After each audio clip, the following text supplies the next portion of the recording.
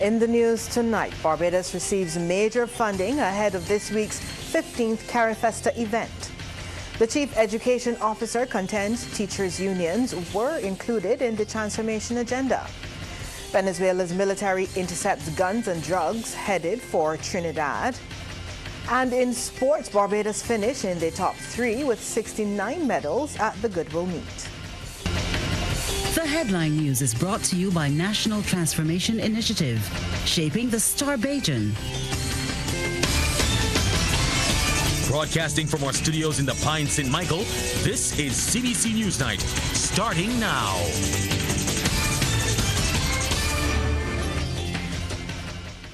Good evening, I'm Lisa Broom. Thank you so much for tuning in. Barbados has secured a major boost as it prepares to host Carifesta 15 next week. The Development Bank of Latin America and the Caribbean, or CAF, has provided almost $500,000 Barbados dollars in grant funding to support the festival and strengthen the region's creative economy. The support was sealed during a signing ceremony this morning, as Deanza Roberts tells us. With just days to go before the opening of Carifesta 15, Barbados has received a significant investment in the arts and culture sector. CAF, the Development Bank of Latin America and the Caribbean, has approved a grant of $450,000 Barbados dollars to help deliver the 10-day celebration of Caribbean creativity. Dr. Stacey Richards Kennedy, Regional Manager for the Caribbean and representative in Barbados, says the grant brings tangible support to the creative arts in the region. For us, a very important moment with the signing today of a letter of award for close to $500,000 Barbados dollars to support Carifesta. For us at CAF, we reflected on this, and there was a very important convergence of the symbolic tenets of Carifesta, having been established around the same time as CAF, over 5 decades ago. And these two movements, albeit in two different spheres, one being in culture and the other being in development finance, but both created as platforms for regional expression, regional integration, regional solidarity. Minister in the Prime Minister's Office with responsibility for culture, Senator Dr. Chantal Monroe-Knight, says the funding will help the region's artists tap into greater opportunities. She says CAF continues to support Barbados in many forms. CAF has assisted the government in a number of areas in terms of water, building resilience within the water sector as well. CAF within, again, the cultural sphere would have contributed through the Reclaiming Our Atlantic Destiny project as well, helping us to build out as well under the Reclaiming Our Atlantic Destiny project. And so this is a continuation of a relationship.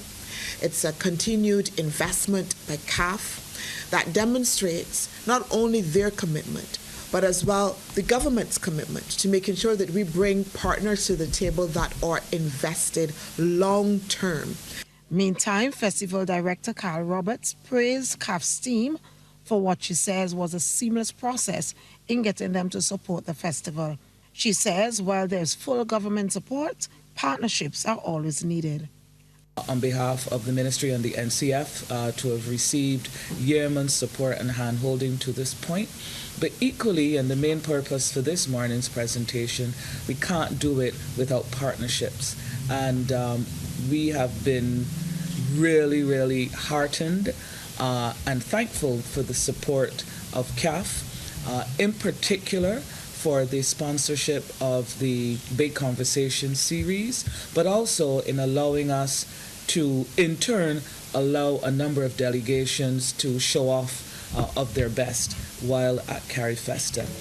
The 2025 edition of the festival takes place from August 22nd through to the 31st and will be held under the theme Caribbean Roots, Global Excellence, a theme that reflects the festival's focus on celebrating the rich cultural heritage of the Caribbean while also showcasing its rising influence on the global stage.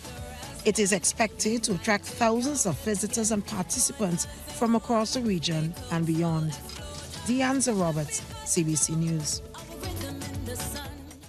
The National Cultural Foundation has presented a chance for people in the community to beautify their spaces through the Sustainability Beautification Community Mural Project. The NCF's Cultural Officer, Rodney Eiffel, who was speaking as a guest on CBC's Morning Barbados, said the opportunity has been tabled through Carifesta 15, where communities can benefit from the expertise of Jamaican Travis Hunter and Trinidadian Brianna McCarthy. And we're going to move around with coordinator Mr. Ricardo Skeet and Quinn. He's very creative as well, and hype up the communities. We want you to register. The registration is still open for a chance to have Travis and Brianna visit with Ricky your community.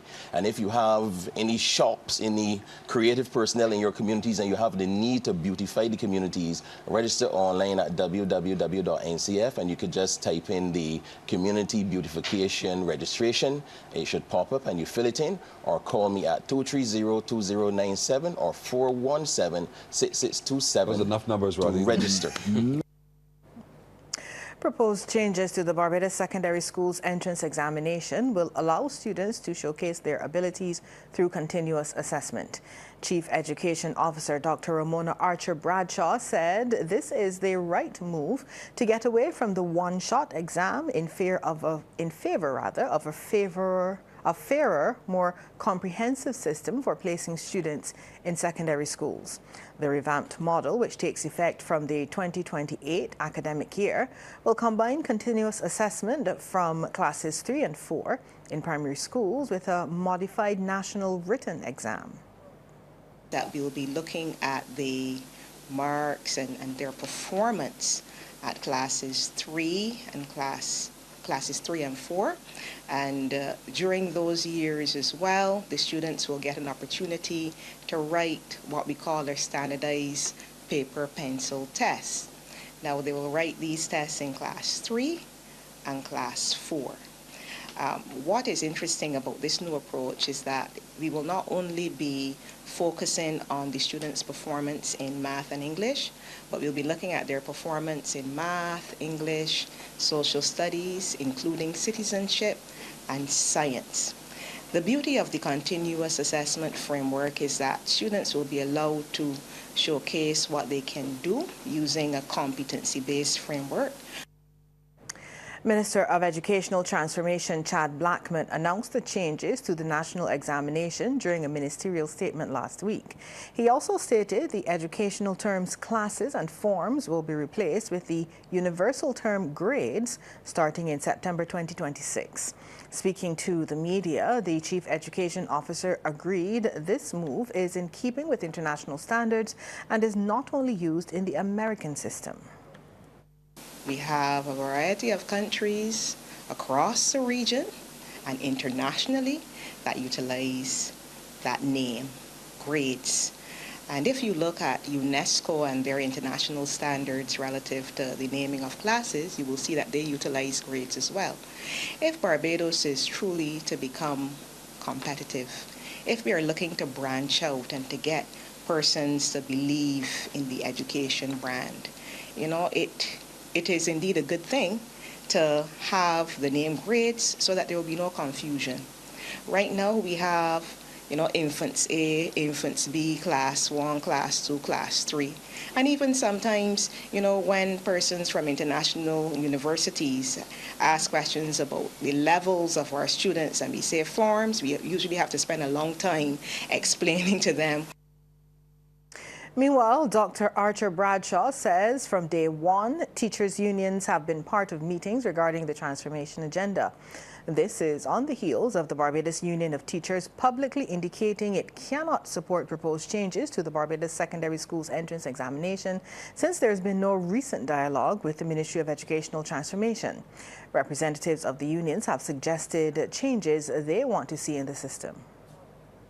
It is a matter of taking all of the information that you get from your stakeholders, evaluating it, and then making the best decisions as a Ministry of Education for the approval of the Cabinet. And that is exactly what we did. Even after we launched in 2023, we continue to have meetings with our stakeholders, unions particularly, We brought them here at the Ministry of Education and had discussions about what we were looking at in terms of the transition. There were times that we were told that they would go to their members and get back to us and so on. But we took all of the information that we received from our partners, and based on the information, we had to make certain decisions. Dr. Archer Bradshaw contends the majority of the proposed changes to the education system as part of the transformation agenda are ideas that came from stakeholders. Of course, as a ministry, we will do our research and make sure that based on our expertise, we're going in the right direction. But based on the input from the stakeholders, there has been general support. Coming up after this break, hematology patients at the Queen Elizabeth Hospital to be updated on care practices. Patients of the hematology clinic at the Queen Elizabeth Hospital and their relatives are being invited to a special meeting tomorrow. The QEH's communications specialist, Shane Seeley, stresses the importance of the meeting, saying the patients will be updated on their care. Because we know that the public, especially those patients in the clinic, would have questions, and we did send out a recent notice letting them know, the patients, there is a meeting for them tomorrow, and that meeting is tomorrow at 3 p.m. in the Queen Elizabeth Hospital's main auditorium. So we asked them to come in so that we can share the latest advancements there, what we are doing to make sure that they have that continuity of click here. Dr. Gill, or Dr. John Gill, our Director of Medical Services acting, also a neurosurgeon. He has been leading the charge there to make sure that there is cover for these patients, and he will share more during that meeting with the patients.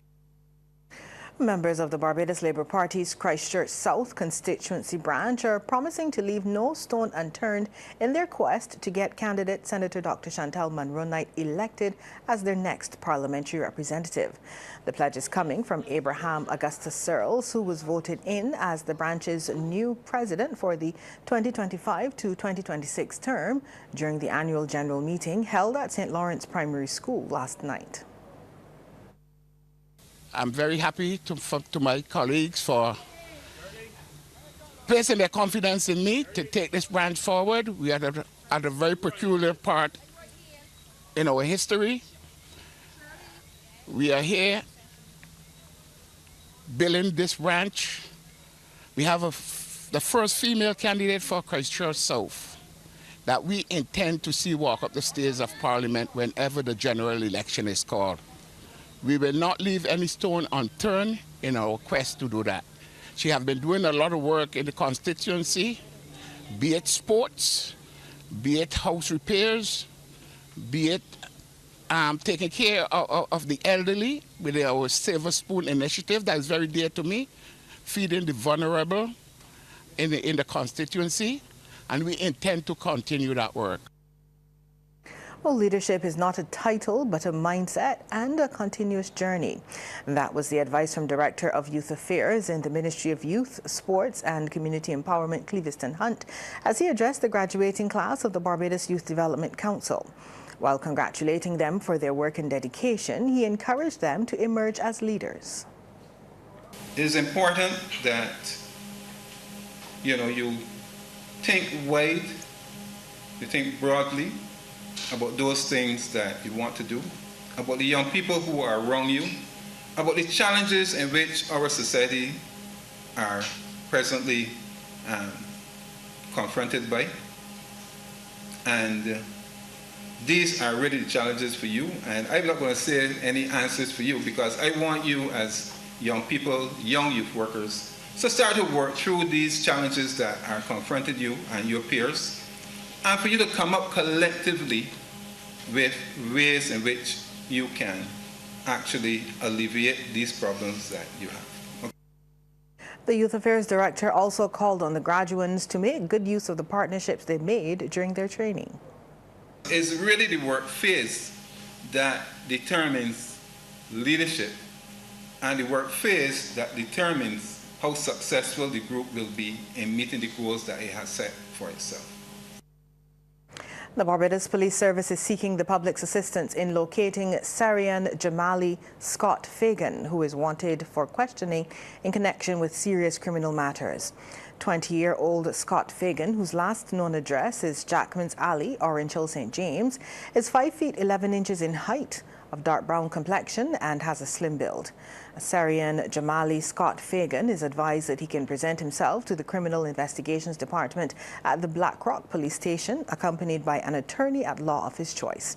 Anyone who may know the whereabouts of Sarian Jamali Scott Fagan is asked to contact the Criminal Investigations Department at Black Rock at telephone numbers 417-7500 or 417-7505, or they can call police emergency at 211, Crime Stoppers at 1-800-8477 or the nearest police station. Now, members of the public are reminded that it is a serious offense to harbor or assist wanted persons, and anyone caught committing this offense can be prosecuted. Sports Night is brought to you by Power In, Pause is Power, and by Dasani. Live first, Dasani after.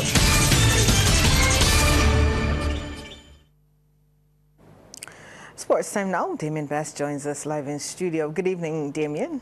Yeah, good evening to you, Lisa. Good evening to our viewers and listeners. Well, Barbados finished in third place as the Goodwill Swimming Championships ended at the Aquatic Center in Willie yesterday. This island's junior swimmers secured 69 medals, 22 gold, 26 silver, and 21 bronze. The winners were Jamaica with 101 medals, inclusive of 48 gold. CBC's Anne Margaret Boyce reports on one of the main highlights on the final day's program, the 50-meter backstroke. Girls 8 and under 50-meter backstroke to kick off proceedings. And you can turn your attention to lane number 4 in the middle of the pool. Skyra Chambers of the Bahamas touches the wall in 39 seconds to strike gold. Chloe Marie Julian of Trinidad and Tobago took silver, 39.96. And Bahamian Shiloh Ferguson got the bronze in 40.67. The boys 9 to 10 50-meter back was the next highlight on our reel, and it brought the hometown crowd to its feet. The 246 had much to celebrate because Joshua Paris was simply untouchable, 33.05 seconds to take the gold medal. Yoxon Harrison of Trinidad and Tobago was second, 34.20, and his teammate Elijah Brown third, 34.61. Girls 11 to 12 followed, and let me tell you, this was a special performance. About 20 meters to go, and the technique is almost flawless from Barbadian Alia Graves, who registered a new meet record of 31.18. Anna Scarlett of Jamaica won silver, clocking 33 seconds, while Delia Hamilton of the Bahamas won bronze, 34.53. Boys 13 to 14 now. Final exchanges of this one. Three-way battle at this point before Nathaniel St. Louis of Trinidad surged ahead of Barbadian Elliot Reid to win in 29.29. Reid took second in 29.41 and Harold Simmons third, 29.63 of the Bahamas. Final event, the big girls 15 to 17, just in time for the end, where it's a two-way contest for the goal between Barbadian Caitlin Balgobin and Kelia France of Trinidad and Tobago. It was the most competitive event for the meet, and those two could not be separated. They had to share the goal with a new record time of 34.43. And Mark Goodrich Boyce, CBC Sports. Well, the opening rounds of the Barbados Road Tennis Open saw some keenly contested matchups over the weekend. The Dighton Power Roach facility in Bush Hall was buzzing with excitement during the first two nights. Here's some of the action. Early days in the Barbados Road Tennis Open, Raheem Nurse in the red versus Edwin Ward. Nurse roughed up Ward in the first game by taking him to market with some delightful stroke play. The backarm slices and the unforced errors from Ward made life easy. Before you could blink, Nurse had the first game in the bag. Ward looking bamboozled, a youngster pulling all the strings at 21-4 in the first. A switch of ends saw some adjustments. Ward with improved footwork. Brave enough to come inside and make Nurse work doubly hard, but he missed the target. 4-9 the scoreline. Ward actually managed to escape the sow, but Nurse was just too lethal. He moved from 16-9 to reach the finish line and take the victory over Ward, 21-4, 21-12. Trevor Eiffel playing Shaquille Lucas in the red shirt next up. That one just away 4-all in the first game. It was a close opener initially until Eiffel put his nose in front. The match lacked fluidity, and Eiffel would take the first and the second to wrap up the set, 21-10, 21-13. On to the next one. Jason Paris lapped up the first game, 21-15 against Christopher Rene in the orange shirt. This is the second with these two putting everything on the line. Rene doing some deep sea diving all over the court. Point to Paris.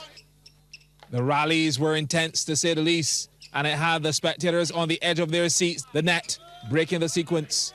Down 10-13. Rene was moving the ball around the court beautifully. Paris, back arm, not on target. But Paris stayed composed and would come within one of Rene at 14-15, and then lock in the score at 15-all. However, with ice in his veins, Rene was patient before Paris just missed the edge of the court. Second game in the books, 21-17. We're tied at 1 apiece. Third and decisive game. Which way will the pendulum swing? Both players testing the waters with drives and drop shots. Rene off his toes, but into the advertising. Skip ahead, Rene leading 8-3. Getting some help this time off the net, and the rest is history. After the turn, Paris put Rene in the spin cycle, sent him on his knees with some back arm and forearm slices. The passing shot worth the applause. Rene could see the finish line, but Paris let ample opportunities to make his opponent sweat. Some more slip away. Case in point.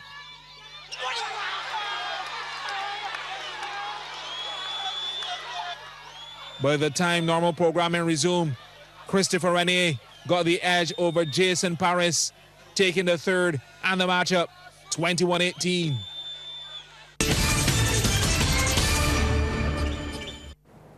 In tonight's business, we hear that modular construction holds the answers to Barbados' land scarcity challenges for the construction sector. Word of this from founding partner and principal of the Cure Incorporated Group, Nick Dean. He tells the Business Report modular precast systems have been around for more than 60 years, and they will soon be available in Barbados, the region, and Latin America. Trevor Thorpe reports. The company official says the system is the latest in precast technology, and they already have the rights for CARICOM and the Latin American regions. He says the technology shortens building time. Modular precast systems is the three-dimensional monolithic load-bearing modules. This is basically the newest technology in precast technology, where you cast an entire structure in one mold, which is all the roofs, the floors, the windows, everything is loaded already, and the concrete is then poured and cast at a 45 MPa strength, which is twice as strong as any other structure. The company official says they have obstacles to overcome before doors could be opened in Barbados. For us, we're going to have maybe 10 or 15 molds on island at our factory, and then we can actually have people come to us and say, well, we want this particular floor plan, and then from there we can actually produce that mold on our factory. What we're thinking is that because of the logistics of Barbados being such a high-density island and traffic is a problem, we would have to actually install these molds during the night. So there's a lot of logistical problems for Barbados, as it is the most densely populated island in this region. But he says Barbados holds the edge as being the best country in the Caribbean suited for the setting up of a multinational company. From a tax perspective, and for our company, and for our future, Barbados is actually the best place for us from a double taxation treaty. Certain things that were created from leaders from before who had tremendous vision, much like Tom Adams, these things, and be a multinational company within the region.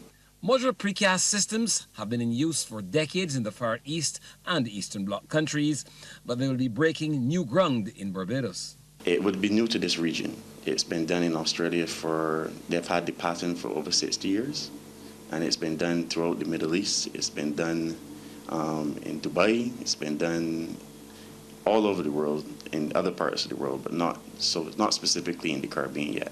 The company official says precast technology is the future and could be the solution for some of the challenges being faced by the construction industry in Barbados, as it is best suited for commercial developments as well as low and middle income housing projects. Trevor Thorpe for the Business Report. Sports Night is brought to you by Power In, Pause is Power, and by Dasani. Live first, Dasani after. Let's go back to Damien now for the second half in sports. Damien? Yeah, thanks so much, Lisa. Well, Barbados men's record at the 2025 Caribbean Volleyball Championships have dropped to 1-1 after they lost to Curacao today at the Kendall Isaacs National Gymnasium in the Bahamas. Barbados men won the opening set 25-20, but lost the next three 14-25, 24-26, 21-25. Barbados are now second in Group B on 5 points to Curaçao's 7 points from a perfect 2-0 record. Well, Barbados ended their stint at the 5th NACAC Athletic Championships in the Bahamas with 2 medals. Barbados missed the chance for a third last night when the quartet of Ajani Ince, Kuron Griffith, Mario Burke and Justin Maynard finished 4th in 39.03 seconds in the men's 4x100-meter relay event. That competition was won by Canada in a record 38.05 seconds.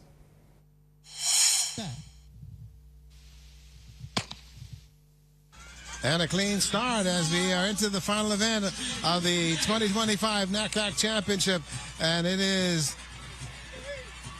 Jamaica and Canada with the first exchange. And out there is Team Bahamas.